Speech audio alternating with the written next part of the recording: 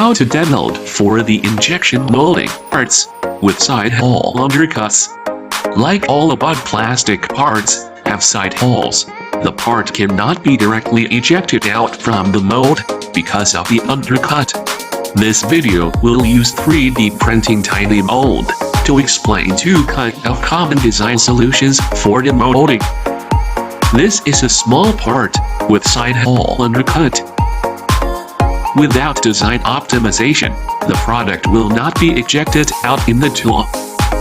If ejecting out directly, the plastic part will be broken. Let's take a look at the injection molding process of this part in the tool. This is the sectional view of a simple 3D printing mold. The yellow part is the cavity, the white part is the plastic part with side hole undercut, the green part is the core, and the blue part is the ejection system. After the cavity and core are separated, it can be seen that because of this undercut structure, when we push the ejector pin, the part cannot be pushed out.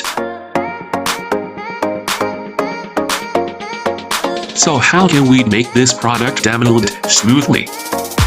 We will show common solutions from mold design and product structure design.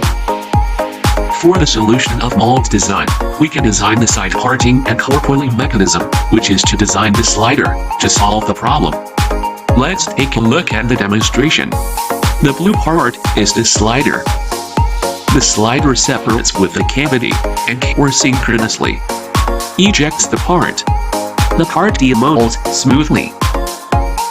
Next, let's look at the product structure design.